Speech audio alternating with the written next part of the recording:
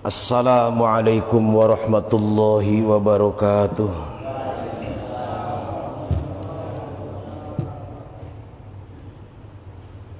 Innal hamdalillah nahmaduhu wa nasta'inuhu wa nastaghfiruh wa na'udzu billahi min syururi anfusina wa min sayyiati a'malina. May yahdihillahu fala mudhillalah wa may yudlil fala hadiyalah. Asyhadu an la ilaha illallah wahdahu la syarika lah wa asyhadu anna Muhammadan abduhu wa rasuluhu alladzi la nabiyya ba'dah. Allahumma fassalli wa sallim ala sayyidina wa maulana Muhammadin wa ala alihi wa ashabihi wa man tabi'ahum bi ihsan ila yaumil qiyamah, amma ba'd. Subhanaka la ilma lana illa ma 'allamtana innaka antal alimul hakim. Rabbi shrah li sadri wa yassir li amri wahlul 'uqdatam min lisani yafqahu qawli. Bapak-bapak, para jamaah, rekan-rekan semuanya, bil khusus kepada Ketua DKM Mushola Al-Hikmah Pangersa Kang Bejo CS, dan tentu seluruh pengurus. Kita doakan semoga yang berkenan menyisihkan waktu, meluangkan tenaga, mencurahkan segenap perhatian demi kemakmuran masjid atau mushola, Allah limpahkan keberkahan dalam hidupnya. Juga ada orang tua kita, pangersa kesepuhan Bapak Ngadimin. Alhamdulillah beliau berkenan kumpul bareng kita di majelis ini, di mushola yang sama-sama kita cintai. Ada juga selaku Ketua DKM Masjid Jami As-Salam Al-Jami, Kang Marjuni, Pak RT Sidik Martak, Kang Ustadz Yanto, izin semuanya yang hadir di sini, yang tidak saya sebutkan satu persatu, namun tidak mengurangi rasa hormat dan ta'zim saya kepada semuanya.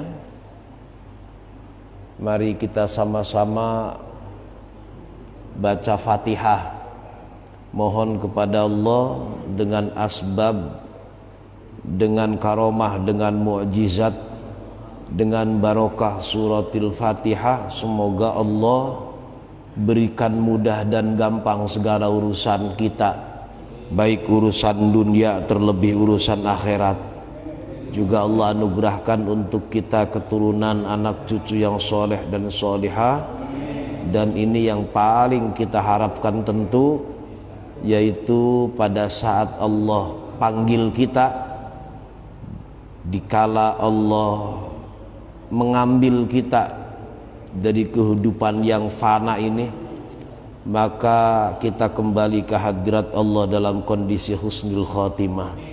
Ala hadhihi niyyah wa kulli niyatin salihah ila hadratin nabiyil mustafa Muhammadin Rasulillah sallallahu alaihi wasallam wa ala alihi wa ashabihi wa azwajihi wa dzurriyyati wa ahli baitihi adh-dhahirin. Al-Fatihah. A'udzu billahi minasyaitonir rajim. Bismillahirrahmanirrahim. Alhamdulillahi rabbil alamin arrahmanir rahim maliki yaumiddin. Iyyaka na'budu wa iyyaka nasta'in. Ihdinas siratal mustaqim. Siratal ladzina an'amta 'alaihim ghairil maghdubi 'alaihim waladdallin. Amin. Kita kembali ke kitab garapan biasa.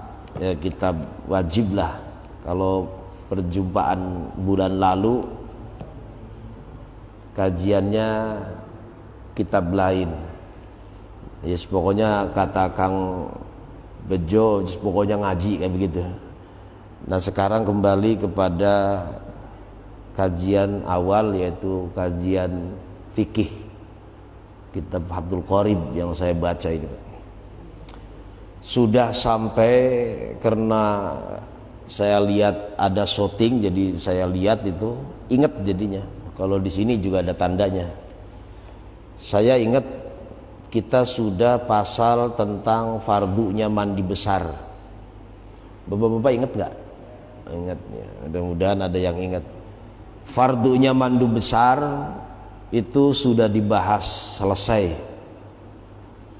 Ya tentu jauh dari sempurna, jauh dari kata cukup, maksudnya selesai itu menurut saya sesuai apa yang saya baca dari kitab ini, yang jauh dari sempurna, jauh. Nah, namun demikian di bab fardunya mandi besar itu ada kesunahan-kesunahan yang kita juga harus paham.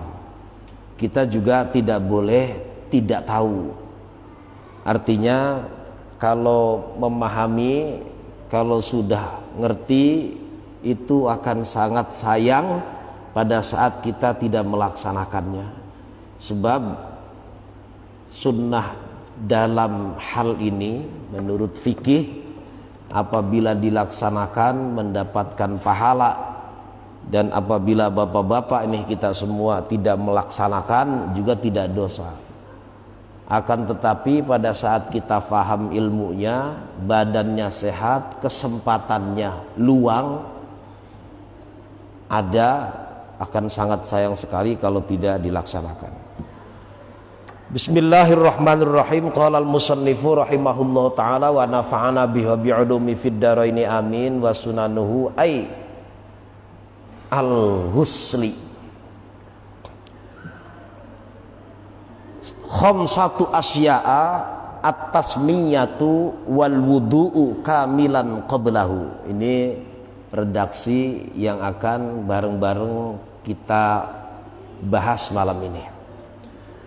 Wa sunanuhu lan utawi piro-piro sunahe adus, macam-macam sunnahnya mandi besar.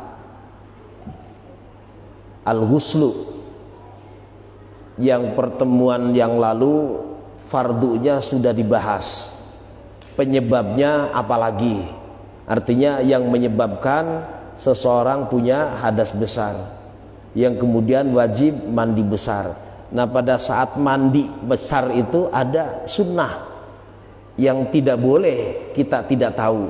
Sayang maksudnya kalau tidak tahu, setelah tahu sayang kalau tidak dilaksanakan. Nah kesunahan-kesunahannya itu ada berapa jumlahnya? Khamsatu asya'a, ada 5 perkara. Gampang ingetannya, enggak 15, enggak, cuma 5. Kalau 15 kan ngitungnya agak banyakan, kalau 5 gampang.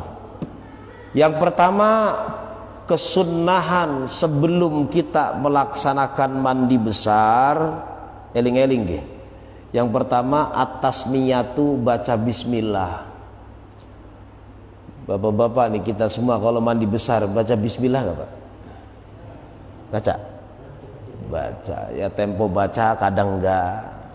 Terus mikir, wong kamar kecilnya di dalamnya ada klosetnya. Bareng gimana tuh baca bismillahnya? Kata guru-guru kita, kalau baca bismillah di kamar kecil yang ada hukumnya, ada yang bilang makruh, ada yang bilang haram baca bismillah. Gimana dong? Sedangkan di sini disunnahkan baca bismillah. Tempat mandi kita, sini kolam atau di sini keran, di sini shower, di sini kloset.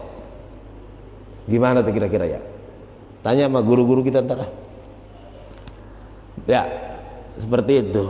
Ada yang jawab dalam hati bacanya zikir, itu mah begak baca dong. Itu namanya zikir dalam hati bagus, cakep banget itu. Cuma masalahnya dapat kesunahan nggak pada saat seperti itu. Sedangkan setelan kamar mandi kita ya seperti itu. Ya nggak tentu, nggak semuanya. Kalau yang agak luas mah biasanya ya kamar kecil khusus, nanti kira-kira begitu. Nanti anulah ditanyain saja sama. Nah, yang jelas di sini disunnahkan baca Bismillah. Bayanginnya kita udah di kamar mandi, jangan dilapasin semua. Di sini mah nggak disebutin Pak, adab-adaban mandi tuh. Kita mau, wah baju luar, kaos dalam, celana dalam, gantung semua, sampai kayak boneka. Mandinya kita. Nah, adab-adaban mandi nggak begitu. Bapak mungkin yang pernah hidup di kampung, pernah dengar ngobrol dengan orang tua kita, ada istilah petelesan. Petelesan, bener? Ada yang pernah dengar itu? Orang tua kita nggak ngarang. Ini adab-adaban mandi, Pak. Jadi kita itu yang kelihatannya katanya pinter, yang tukang, pengalamannya kalah sama orang tua. Petelesannya gantung, petelesannya ku ningguri, petelesannya ku lagi di isis ku duduk, dipek kah? Dikeringkan, istilah kampung ya Pak, petelesan. Barang petelesan itu suci pasti. Kalau kotor berarti najis. Maksudnya kalau najis kan berarti kan kotor di situ. Ini harus bersih, sebab di situ setelah dianggap rata bagian yang dibasuh, petelesan juga otomatis sudah sekaligus suci. Habis itu ganti anduk, itunya ribet Pak, zaman sekarang udah ribet. Patelesan apaan sih? Ngomong di kamar mandi. Ini kalau kita pakai, ini ada keterangannya, cuma saya nggak sebutin semuanya Pak. Kalau kita malu sama orang pada saat kita membuka aurat, adakah yang lebih pantas kita dibuatnya malu ketimbang di hadapan Allah? Ayo, ini yang kemudian kita harus pakai adab gitu. Nah, ngaji kayak akan acara kan ya monggo badhe dilakoni monggo, mboten napa-napa. Yang jelas ini akhlak diantara yang dicontohkan. Ada pakai sarung gitu. Ya airnya ya tetap ngalir, sarungnya itu sarung bersih. Nah. Pertama baca bismillah. Ukuran baca bismillah itu seperti apa sih? Ya minimal bismillah. Maksimal bismillahirrahmanirrahim. Ada dalilnya? Ada, udah pokoknya begitu. Kita mah apal sampai ar-rahim, baca saja semuanya. Enggak, di hadisnya di bismillah doang, enggak ada ar-rahmanirrahimnya. Ya terserahlah. Baca full saja. Bismillah saja cukup. Maksimal sempurna bismillahirrahmanirrahim. Sebab kalau kita tahu makna bismillah itu, baru baca bismillah saja kita tahu bahwa dalam titiknya baknya bismillah itu mengandung makna lil isti'anah. Pada saat kita bismillah itu kita mohon pertolongan kepada Allah, gak jauh-jauh dari Allah, dengan nama Allah yang maha lagi maha. Itu makna singkat banget seperti itu. Baca full bismillahirrahmanirrahim. Jangan sampai gak baca tuh. Terus kemudian apalagi wal wudu'u, dan wudu bismillahirrahmanirrahim, wudu. Nanti pas mandi besarnya bismillah lagi, nggak ada masalah. Yang pertama bismillah untuk wudu, nggak ada masalah. Cukup satu paket sebelum wudu baca bismillah, karena ini mau mandi besar, silahkan, nggak ada masalah. Ya tapi ya mungkin agak jarang mau mandi besar wudu dulu. Sebelum wudu itu umpama badan kita masih kotor dari najis nih, umpamanya kencing atau mohon maaf buang air besar, bersihin dulu. Bekas-bekas kotoran bersihin dulu. Seperti kita nggak punya hadas besar saja seperti gitu. Terus wudu, habis wudu baru tuh mulai mandi besar. Saya ini juga bagian dari pertanyaan, gak apa-apa saya ceritakan. Karena pengantin baru yang 50 ke atas mah enggak lah. Ini mah khusus bagian 25. Jadi 17 20 lah. Yang sudah berkeluarga, cerita jangan yang belum keluarga. 20, 35, ya paling pol-pol 40 ke bawah. Semangatnya kan, daya juangnya, daya gedornya masih tinggi. Karena dia masih anyaran mungkin. Ini juga sering muncul pertanyaan. Apakah setelah kita kumpul dengan istri harus langsung mandi besar? Apa boleh nunggu nanti menjelang subuh? Apakah itu mandi besar wajib setelah kumpul langsung mandi besar baru kumpul lagi boleh? Ini juga pertanyaan buat kita dan oleh kita harus dijawab. Ya repot Pak kalau sekali nengok mandi, nengok lagi mandi, waduh masuk angin. Gak tahu nengok apa tuh. Ini kan pertanyaan harus dijawab. Kalau nggak ngerti nanti malah bisa berantem itu. Bisa berantem maksudnya bisa banyak-banyak omong. Boleh kita. Karena pengantin baru ya, kalau yang pengantin kawak jangan dibahas lah. Gitu. Yang baru ini kan boleh jadi habis dari ta'lim isya terus kumpul nggak kemana-mana. Terus paling ya nonton final malam ini nih U17. Malam ini bukan. Udah nggak seru, kalah timnya. Nah, habis kumpul istirahat. Kalau mau wudu itu disunahkan. Bersih-bersih wudu. Wah, itu bisa bangkit lagi semangatnya untuk nengok tuh. Ini enggak bercanda, ini asli nih. Enggak harus umpama malam itu juga terus mandi besar. Enggak, saya ada rangkaian wiridan begini. Oh, itu lain urusannya. Lain itu mah. Kalau ada acara, umpama ada kegiatan sendiri, umpama nih baca Quran karena dia memang lagi semangat itu, atau memang pengennya seperti itu, monggo. Tapi itu enggak harus seperti itu. Artinya pada saat kita semangat pengen nengok lagi, wudu. Berapa kali berlakunya? Terserah kuatnya berapa kali. Nah, akhirnya nanti dikumpulin menjelang fajar pengen tahajud. Nah di situ tuh jangan jam 8 siang. Waduh, berarti subuhnya ditinggal itu nanti.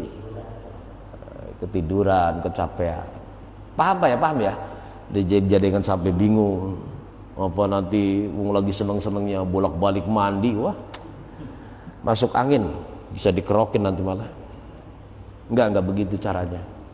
Cukup satu yang penting, jangan nabrak waktu wajib. Yang penting itu jangan nabrak waktu wajib kayak sholat subuh. Makanya ya tayarnya di setelannya. Nah kalau sudah masuk jam 3:30 atau jam 3 yang biasa bangun sepertiga malam, ya stop udah, ntar buat habis subuh lagi. Ini yang di hadapan saya nih ya rata-rata ya paling sebulan sekali juga enggak. Udah lino. Nah ini ngomong bukan bercanda tapi memang ini ilmu yang harus dipahami. Ini pengalaman kita. Nah, balik lagi. Jadi kesunahan pada saat kita mandi besar, 1 baca bismillah, 2 wudu. Wudunya sempurna biasa. Niatnya gimana? Ya sudah wudu biasa lah. Bapak niat wudu biasa seperti biasa. Kalau ngikutin ini banget nanti Bapak bingung nanti. Nih di sini begini nih. Wayan bihi al-mughtasilu sunnatal ghusli intajarrodat jinabatuhu anil hadasil asghari. Bahasa kitanya begini. kalau kita punya junub belum tentu wudunya batal. Masalahnya begitu. Tapi itu sangat tipis kemungkinannya. Loh kok bisa begitu sih? Mungkin. Tukang syuting lagi iktikaf, lagi ngaji begini nih. Lagi ngaji nih. Nggak tahu mikir yang lewat apa gimana tuh. Mikirnya kemana? Padahal lagi ngaji. Tiba-tiba, nah itu, plong, ke bawah hayal, keluar mani. Apa iya? Dunia remaja mah bisa begitu. Mungkin itu, mungkin loh, yang tua-tua ya enggak lah. Padahal lagi kemana-mana. Tapi, nah, karena pikirannya nggak fokus, umpama nih sampai segitunya, wudunya nggak batal. Tapi wajib mandi. Pembatalan wudhu tuh nggak ada tuh.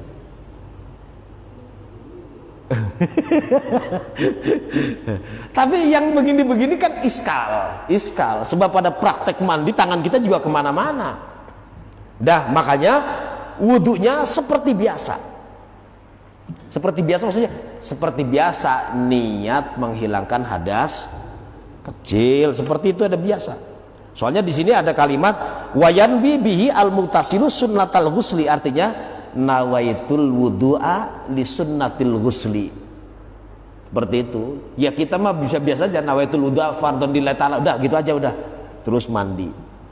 Enggak ada masalah. Nah. Apalagi kesunahannya? Wa imrolul yadi. Imror itu melakukan. Imror itu begini, bolak-balik lah, lewat-lewatakan. Imrorul yadi alama wasolat alaihi minal alama wasolat ilaihi minal jasadi. Bahasa kitanya wis lah gosok-gosok, maksudnya begitu. Jadi air mengalir sambil tangan begini. Kan begitu kan? Nggak ngikutin cuma airnya doang kan? Yang dimaksud di sini memperjalankan tangan, telapak tangan kita di atas badan kita. Ungkapan ini yang dimaksud gosok-gosok itu sunnah, Pak. Mendapatkan kesunahan. Bayangin kalau tidak tahu. Kita itu kayak ngerjain pekerjaan nganggur, tapi kalau sudah tahu ada niat di sana. Innamal a'malu, kalau nggak ngerti, dipikir supaya dakinya habis doang, padahal di situ kita sedang mengerjakan kesunahan. Itu yang dimaksud. Wa imrarul yadi, lan melakukan tangan, yang dimaksud berarti telapak tangan, Pak.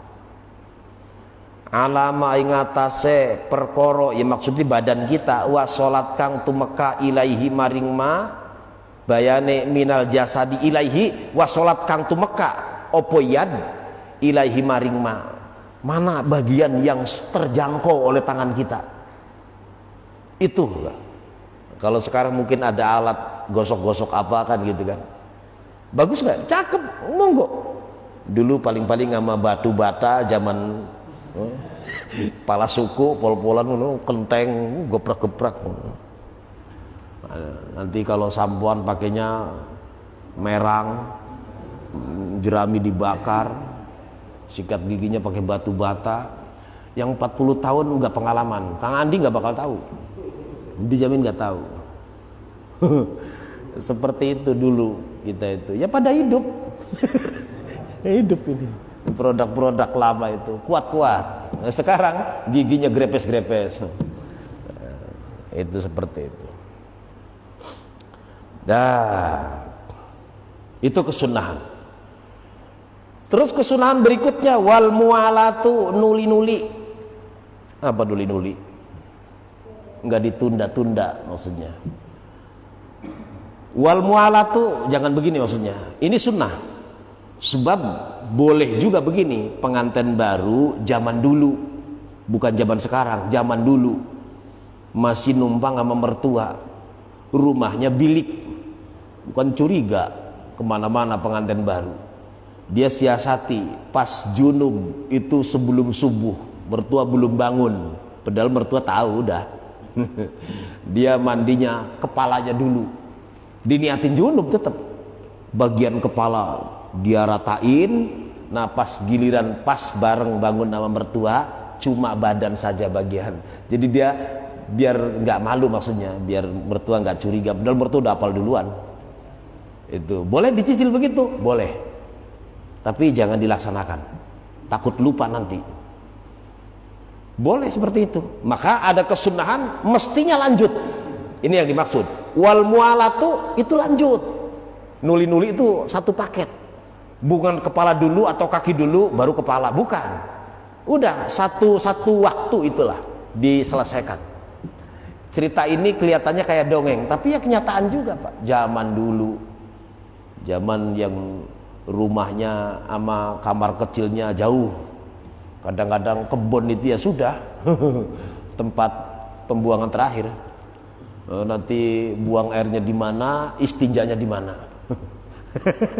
Nah, ya itu lagi-lagi pengalaman yang 50 tahun ke atas. 40 ke bawah nggak kenal itu.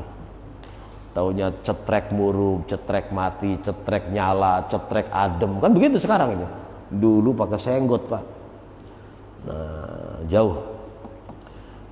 Apalagi kesunahannya, wa taqdimul yumna min,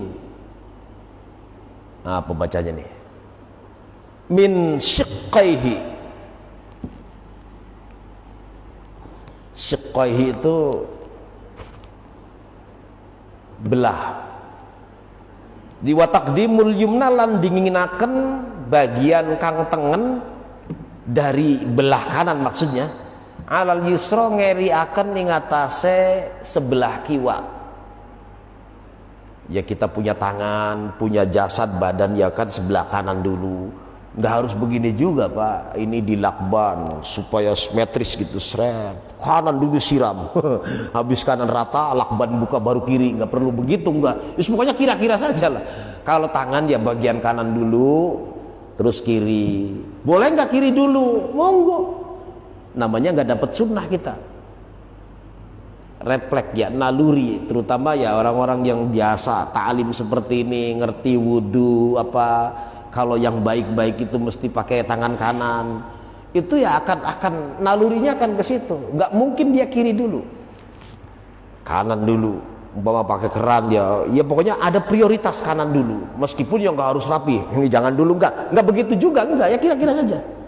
Jadi mendahulukan yang kanan, sebelah kanan, membelakangkan atau ya yang kiri itu belakangan.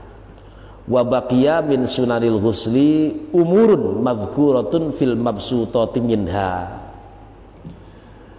Jadi perkara-perkara kesunahan dalam mandi itu sebenarnya banyak dijelaskan dalam kitab fil mabsutat fil mutawwalat, maksudnya wonten teng lebetipun kitab kang den babaraken ceritane, maksudnya yang luas penjabarannya.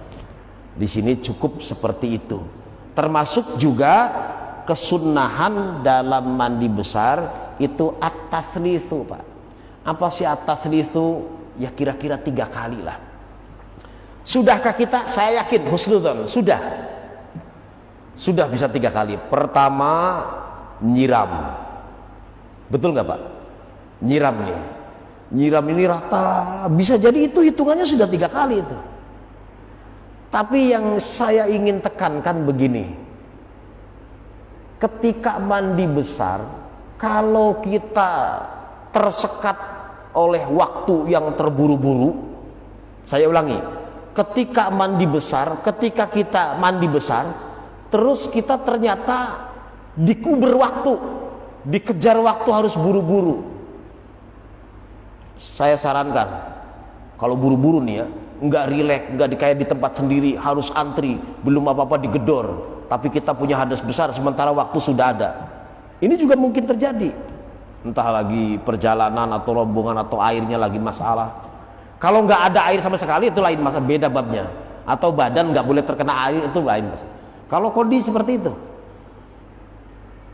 usahakan kita pada saat punya kotoran bersihin dulu, habis itu ratain, diniatin di situ tanpa pakai apa-apa ya. Murni pakai air mutlak, jangan pakai sabun, jangan pakai sampo, karena dikhawatirkan yang meratakan tubuh kita itu air yang bukan air mutlak, alias air yang sudah mutaghayyir karena bercampur dengan sabun dan sampo, nggak sah. Terus gimana dong? Makanya kalau lagi enjoy mah nggak ada masalah. Jadi, ini mohon maaf cerita begini karena demi kehati-hatian. Kalau yang biasa siram pertama nih belum rata umpamanya, langsung sampo, kan begitu? Siram lagi, sampo kedua, siram sampai 3 kali itu. Ada yang bisa ngomong begini enggak? Yang meratakan rambut dengan air ini, termasuk kulit, itu air mutlak. Sanggup enggak? Ada yang bilang, oh ya. Nih, tapi caranya begitu, kayak tadi tuh. Siram segayung kan basah ini, pakai sampo, rata kelihatannya. Rata memang terus berbusa, apalagi siraman kedua, sampoan lagi, makin numpuk busanya. Rata enggak kira-kira? Rata kira-kira. Tapi yang meratakan ini air murni, air mutlak, apa air yang sudah campur? Ini masalahnya, Pak. Nah kemudian yang ketiga kali bersihin karena waktunya luang, airnya banyak, rata. Nah itu boleh jadi. Tapi kalau diburu-buru waktu, ini masalahnya. Maka kalau dalam kondisi seperti itu, baik kita nih bareng-bareng, nanti kalau yang mau protes, protes aja nggak apa-apa. Enaknya bersihin dari najis, bersihin dari sesuatu yang menghalangi air ke badan kita, umpama ada getah, umpama ada cat, itu yang paling penting. Atau najis buang dulu. Nah di situ air itu langsung niat. Nawaitul ghusla li raf'il hadatsil akbar fardhan lillahi taala. Pakai air yang tidak dicampur apa-apa, air mutlak. Nah setelah rata selesai, monggo. Masih ada waktu, mau disampo, mau disabun, mau direndam pakai pewangi supaya wangi, monggo. Tapi selesaikan dulu. Paham maksudnya, Pak? Kalau kayak tadi ini, nggak tahu. Ya itu lagi-lagi saya sampaikan, mau dipakai monggo, enggak ya, enggak apa-apa. Yang penting judulnya rata, tapi dengan cara dengan air mutlak. Air mutlak itu air yang memang yang tohirun mutahhirun, bahkan ghairu makruhin, sudah dibahas di awal. Paham Pak ya? Nah itu juga berlaku sunnah 3 kali ukuran saja Pak, nggak perlu dihitung, ini baru 1,5 ini kayaknya, nggak harus begitu. Ya sudah rata, sekali rata terus 2 kali. Tuh. Yang penting ratain dulu itu dengan air itu. Terus apalagi kesunahannya, wa tahlilus sya'ri, nyela rambut. Tukang sampoan biasa, apalagi rambutnya gondrong, ya nyela gitu, siram di sela-sela. Rambut apa saja udah, semua rambut. Dah. Masih ada waktuan? Habis ya? Hah? Jadi masihnya berapa? Jangan 5, 2. Ada bunyi nggak? 15 menit. Ini jamnya jam apa itu? Nggak, maksud saya jangan biar pas. Nggak, kalau cukup udah. Cukup ya? Cukup ya? Ini mau masuk bab lain masalahnya. Kalau masih ada berapa menit saya nggak apa-apa. Tinggal ngomong 1 menit lagi gitu. Hah? 7? Serius? Bismillahirrahmanirrahim. Qala al-musannifu rahimahullahu taala wa nafa'ana biha bi'ulumi fid dharaini amin. Ini masuk bab baru, pasal baru. Jadi pasal tentang mandi besar yang fardu dan yang sunnah, anggap sudah kelar meskipun jauh dari sempurna. Kenapa saya katakan jauh dari sempurna? Ya karena yang menyampaikan saya, Pak. Yang ngaji ini panjenengan, sama-sama sama-sama kelas dah. Artinya pesannya begini, jangan pernah berhenti jangan pernah puas dengan apa yang saya sampaikan, jangan. Nanti kalau ada guru ngaji lagi, aduh, nanti kitab-kitab fikih itu luas sekali. Ini sampai di sini diceritakan. Di kitab yang luas penjabarannya, kesunahan saja masih banyak yang bisa diceritakan. Di sini cuma segitu jumlahnya. Nah, balik lagi. Kalau kebanyakan juga kita nanti puyeng nggak bisa nginget-nginget. Terus pasal berikutnya, mandi yang disunnahkan itu ada nggak sih? Banyak. Prakteknya seperti kita mandi besar. Jumlahnya nggak satu. Di sini disebutin ada 17 jenis mandi yang disunnahkan. Kalau tidak tahu, walaupun kita mengerjakan, yang ngarang namanya nggak tahu. Tapi kalau sudah tahu, terus kita niatkan, ini menjadi amalan yang luar biasa. Wal irtisalatul masnunatu sab'ata asyara huslan. Wal irtisalatu lan utawi pirang-pirang adus al masnunatu kang den sunahaken iku sab'ata asyara napitulas apane huslan aduse. Mandi yang disunnahkan itu ada 17 jenis mandi yang prakteknya persis plek kayak mandi wajib, prakteknya sama, tapi ini hukumnya sunnah. Ada 17 itu mana saja sih? Yang pertama, ghuslul jumu'ati, mandi menjelang sholat Jumat. Artinya mandi pada saat mau berangkat sholat Jumat. Ini Pak, waktunya ada, badan sehat, air cukup, ilmunya tahu. Kira-kira saya tanya, kalau nggak dilaksanakan sayang apa enggak? Sayang. Kecuali airnya nggak ada, badannya sehat, atau antri, repot banget, habis waktunya lain. Kita mah semua punya air, apalagi bentar lagi udah musim air aja dah. Kira-kira begitu. Tempat saya udah keblok-blokan udah. Ya jangan-janganlah, ntar gak bisa kesini malah repot. Nah itu ini. Jadi pertama, ghuslul jumu'ati, mandi pada saat kita hendak melaksanakan atau menghadiri sholat Jumat. Di sini kalimatnya lihadiriha, kedue wong kang karep teka maring Jumat, maksudnya untuk Jumatan. Terus waktunya mulai kapan? Kita disunnahkan mandi seperti mandi besar, yang ini sebenarnya hukumnya sunnah. Mandi untuk sholat Jumat itu mulainya kapan? Wa waqtuhu minal fajris shadiqi, waktunya mulai teng munculnya fajar sodik, ya waktu subuh itu. Umpama di musola nih, kita pengen mandi di musola tarhim, sudah mandi besar. Itu kan belum fajar, udah dapet lah. Sebab kita juga harus ngitung pada saat kita pengen mandi terus kemudian subuhnya ketinggalan. Kadang-kadang kita sebenarnya pasnya itu pas tarhim, teng waktu subuh, masuk fajar itu ya awal waktu subuh.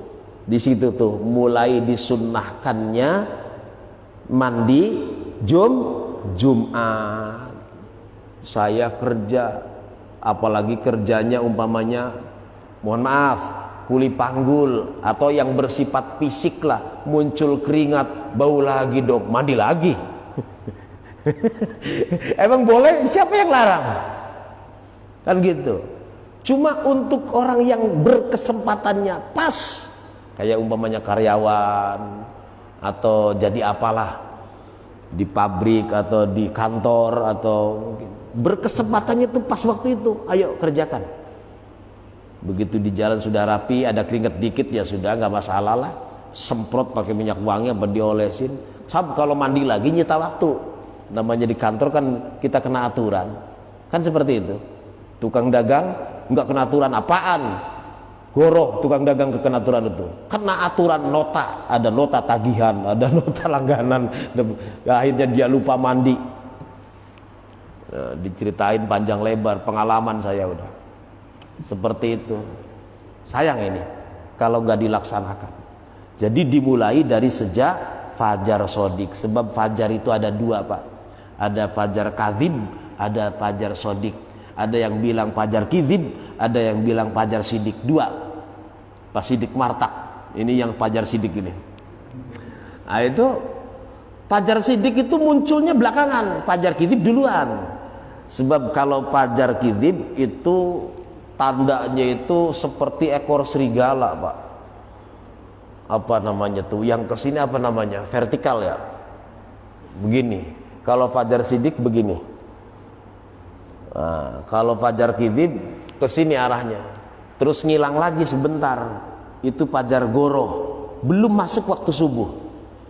Nah kalau Fajar Shiddiq itu awal waktu subuh. Jadi lama-lama tuh ramjang-ramjang.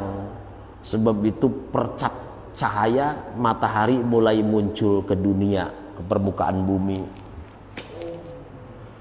Tuh mulainya. Jangan sampai nggak mandi kalau badannya sehat. Terus apa lagi? Wa ghuslul idaini, dan mandi pada saat Idul Fitri dan Idul Adha. Maksudnya bukan lagi sholat terus mandi, bukan. Pada saat malam atau mau menghadiri Idul Fitri atau Idul Adha. Kapan itu waktunya? Di sini nih bedanya nih. Nggak harus selesai, udah sampai sini aja Pak. Jangan kelihatan nyimak, nggak tahu waktu nanti malah. Wa yadkhulu waktu hadzal ghusli binisfil laili. Wa yadkhulu waqtu hadzal ghusli binisfil laili. Jadi masuk waktunya mandi yang dimaksud mau menghadiri sholat Id, baik Idul Fitri maupun Idul Adha, itu berbeda dengan Jumat. Kalau Jumat pas masuk datang Fajar Shiddiq. Nah kalau Id, baik Idul Adha maupun Idul Fitri, itu pas pertengahan malam. Habis takbiran di sore, kira-kira jam 12, pas gerah serak ngopi, takbiran nih. Mungkin kadang-kadang ya yang disetel HP orangnya mah kongkok doang kan, sampai jam 12 boleh mandi. Mandinya persis kayak mandi besar. Niatnya niat karena hadir sholat Id. Saya ntar mandinya mau ketemu emaknya bocah dulu, silahkan. Begitu, monggo. Kalau ada kedengaran kalau Idul Fitri jangan ini nantiin. Kata siapa saya nggak tahu, belum nemu, saya mah belum nemu keterangan. Jangan. Jadi besok makan ketupat, malam-malam emaknya bocah udah buat sarapan malam. Tapi boleh, tapi jangan kesiangan. Waduh repot. Nah mandinya itu ya menjelang subuh begitu. Nah kalau begitu gimana niatnya? Niatnya buang hadas besar, kesunahannya tetap dapat. Begitu. Gua harus repot-repot ngapalin niat. Enggak, repot banget nanti. Niatnya menghilangkan hadas besar, kesunahannya dapat. Udah begitu dah. Itu baru 2, semuanya 17. Yang 15 mudah-mudahan Allah anugerahkan panjang umur, kita ketemu lagi. Wallahu alam bishawab. Al-Fatihah. A'udzubillahi minasyaitonir rajim. Bismillahirrahmanirrahim. Alhamdulillahirabbil alamin arrahmanir rahim maliki yaumiddin iyyaka na'budu wa iyyaka nasta'in ihdinas siratal mustaqim siratal ladzina an'amta 'alaihim ghairil maghdubi 'alaihim waladdallin. Amin. Astaghfirullahaladzim. Farakal hamdu ya ma'bud. Allahumma salli ala Sayyidina Muhammad wa ala ali Sayyidina Muhammad. Allahumma lakal hamdu wa mikal farju wa ilaikal mustaka bikal musta'an wa la hawla wa la quwwata illa billahil aliyyil azim. Allahumma aslih data bainina. Allahumma alif baina qulubina. Allahumma ighfir lana dhunubana wa liwalidina warhamhum kama rabbawna shighara. Wassallallahu ala sayyidina Muhammad wa ala alihi wasallam walhamdulillahi rabbil alamin wallahu al-muwaffiq ila aqwamit thariq. Assalamualaikum warahmatullahi wabarakatuh.